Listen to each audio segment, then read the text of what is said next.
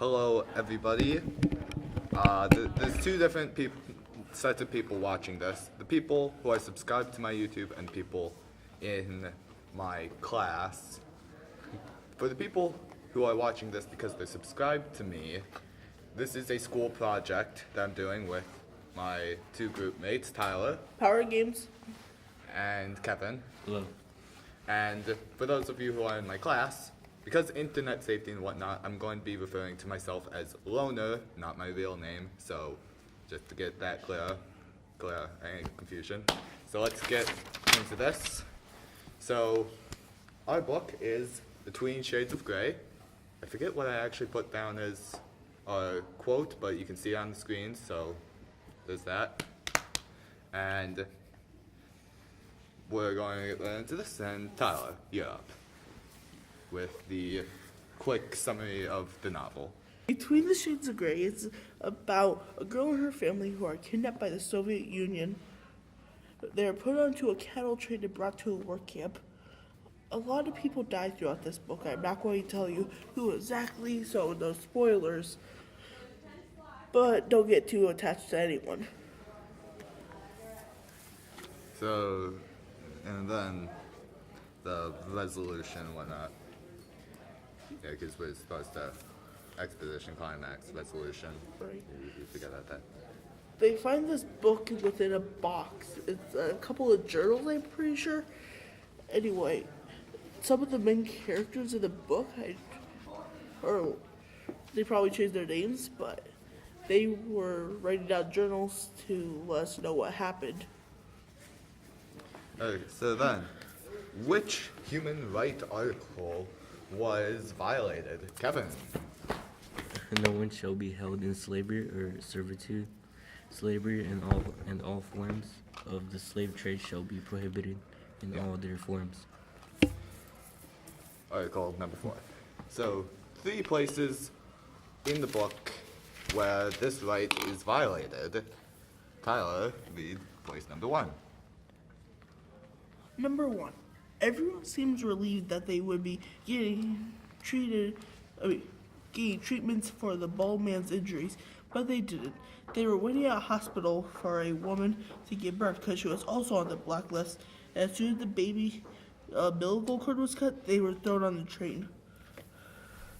And Kevin, place number 2.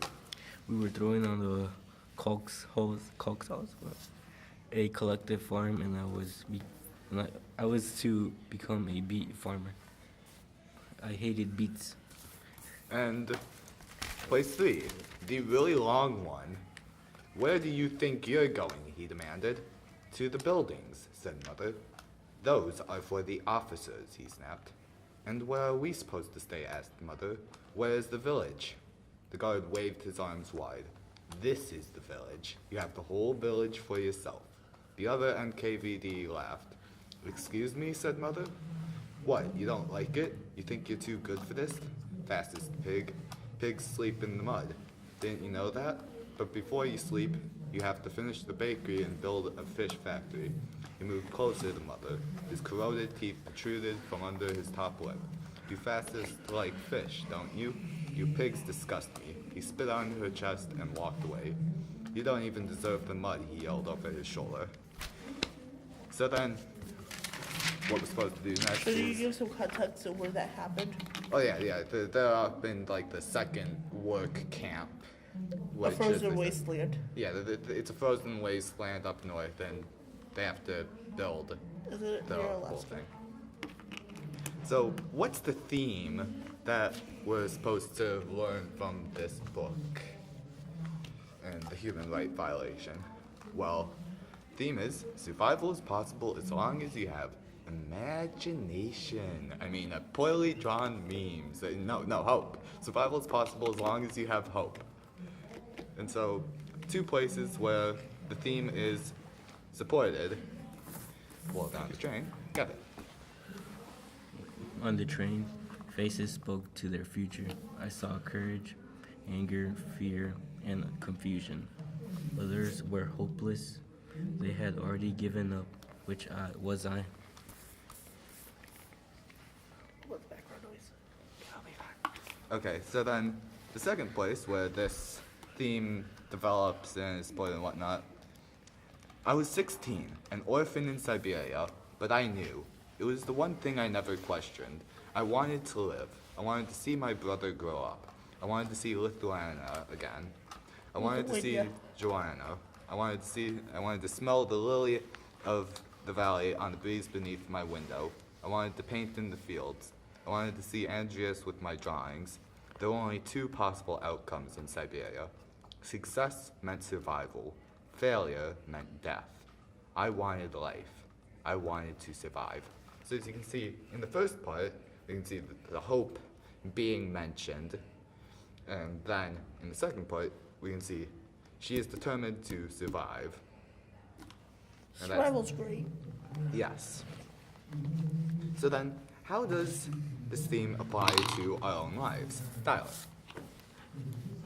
Never give up. As long as you have an idea what you want to do, work hard to achieve it. Don't let your dreams be dreams. Like I said before, work hard to achieve your dreams, and they will become reality. And have hope. Don't just give up. So then, we're supposed to have two organizations, and we do. The first one is Amnesty International. They work to help support human rights and refugees. The other one, second one, is the International Labor Organization, and they mostly try to help with like child labor and whatnot, because that's kind of a problem. It's important. And I'll use my editing magic to add in the two images from their sites. So then, what have they accomplished so far? Well, the International Labor Organization, either their website's really confusing to navigate, or they just don't say anywhere what they've actually done. But Amnesty International, they've freed 153 people who were locked up for violating the human rights. 110,000 refugees. They helped 110,000 refugees settle in the U.S. They reduced gun violence in Minnesota. They got rid of the death penalty in Delaware, because that was a thing. And in a place called Burkina Faso, child marriage was a thing. They got rid of that. Oh, but So- I want to get hitched at age 5. No, that's bad, Tyler. That's bad. So then, Tyler, please tell us, which one are we investing our money in? I mean, we could always invest our money in Tyler's pocket, like you suggested before. Yeah, I mean more video games. Please donate to 111-111-1111. Anyway, we chose the Amnesty International, right? Yeah. Okay, I thought so, because they actually say what they did, and it was a very nice layout of the website. Yeah. Compared to this other website that we can't see right now, but Editing Magic. We'll pull it up. Yeah. So then, how would this organization help the characters? Well, I mean, I'm not the organization. I don't know exactly what they would do, but I would think that they would, try To to free help. them. So yeah, I think our organization would try to, help free all these people from the work camps. That was an interruption. We're Anyways. not going to that, are you? So, what did we learn from this research? And I'm just making the assumption that reading the book was part of the research. So what I learned was, I knew about these work camps and whatnot, but I knew they were bad, but I didn't know they were like this bad. Like you gotta read this book and you'll understand. Tyler, what did you learn? Well, I learned human rights can't always be held up for everyone, but everyone deserves to be treated equally in this great, vast universe Yes. we call life. And Kevin, what did you learn?